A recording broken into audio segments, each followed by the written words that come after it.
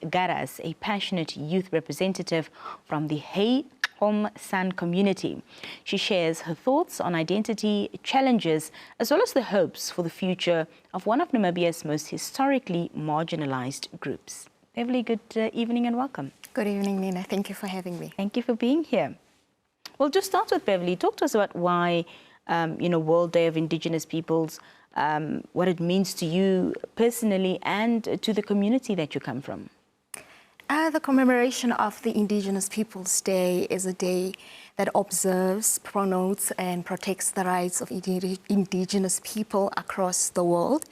Locally, in the Namibian context, the Indigenous people are referred to as the marginalised communities, which is the San, the Overtuya and the Overchimba. So it is important to always highlight the challenges that are faced by these communities. To expand more, the UN Declaration on the Indigenous Peoples' Rights does not declare that these groups of people be given special rights. However, they just underscore the margins under which they live in order to reintegrate them into the society and ensure that their socio-economic status is above average.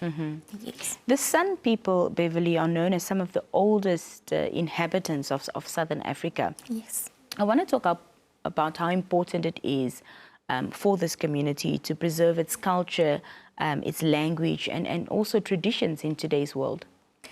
The wisdom that comes with the San, or the Indigenous people, as an ancient old treasure to this world. There are ways or methods to preserve the nature. Biodiversity is very important because it is low-hanging fruits that we need to dwell in order to ensure that the world learns from them before such cultural knowledge or traditions go extinct. It is important. For example, the San has various ways of ensuring that the land rests. So very often in conservancies, you will find that they will not graze or live on a certain area for a number of years, and they will move around as they move. Rotational grazing that we were taught in school. As they move, they allow the land to rest. But other cultures will see, this is open land, let us invade. Why don't they use it? You understand? So it's this ancient knowledge that we need to absorb as inhabitants of this earth. What are some of the biggest challenges of the San community, Beverly?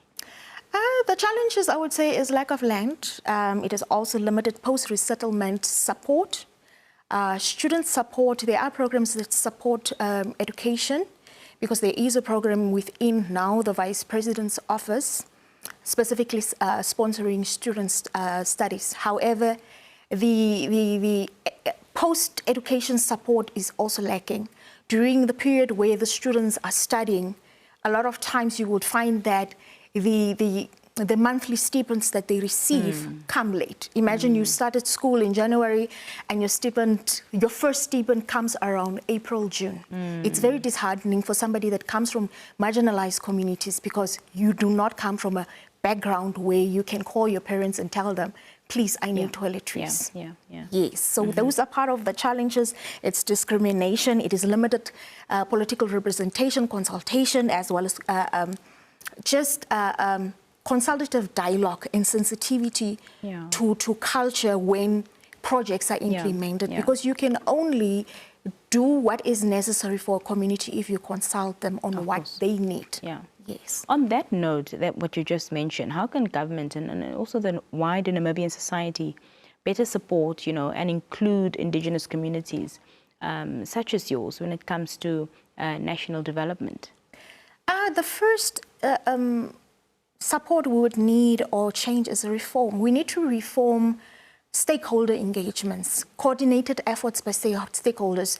There is a lot of scattered efforts.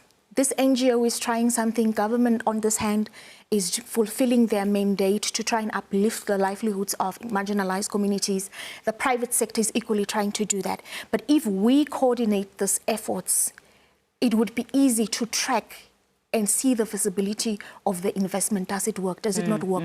How do we reform? Another way is having integrated strategies aimed at self-sufficient empowerment, because a lot of empowerment or funding that is geared towards marginalized community is dependency prone. Yeah. For example, monthly stipends, they will become dependent on that little amount they get every month, which will put them in a place of comfort, and they would not want to do anything for them. So we must best look at practices that will make them self-sufficient. Yeah. How do we look at such practices, having in mind the cultural sensitivity, because whatever projects we think of or that we implement needs to be sensitive to their culture. For example, a few years back, brick houses were built for the San communities, and they asked who will stay in that houses. We migrate seasonally, so where will we stay? In that example, perhaps come up with a structure, a durable structure that can hold up for 10 years, that can easily be packed up as they move around. Yes. Beverly, talk to us about how the day will be commemorated this year here in Namibia. Do you have any details to share with us? What I'm aware of is there are currently 2 events, one private and one state planned. The state planned commemoration will be in Sumer. It is currently being hosted through the Vice President's office, through the Division Marginalised Communities. And the private planned commemoration or celebrations of the Indigenous People's Day will happen simultaneously with the current ongoing annual Sun Cultural Festival in Otjiwarongo. Right. So those are the 2 activities or commemorations to this day that are lined up. All right. Yes. As a young San person yourself, Beverly, what are your hopes and future for your community, especially perhaps even for the next generation? My hopes are honestly the completion and adoption of the white paper on the Indigenous people's rights. Such a policy document would guide all stakeholders as well as our community on the developments that are taking place. Because a lot of people would ask, what is special about this community? How long will you give this special treatment to them? And we need set guidelines or clear timelines on how fast we want to reintegrate the marginalized communities into the socio-economic system. And we can only do that if we can coordinate these efforts, if we can track these efforts.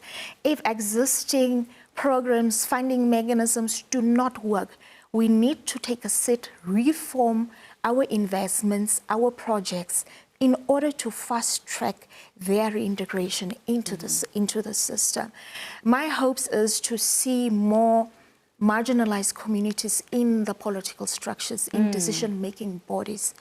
I want to do away with the standard consultation or the standard inclusion to say we have one San youth from marginalized communities. We want to sit on tables where we actually have actual impact and where we really are appreciated and where our values are appreciated equally.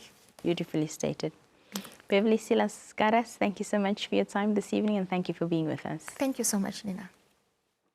When we come back after this brief break,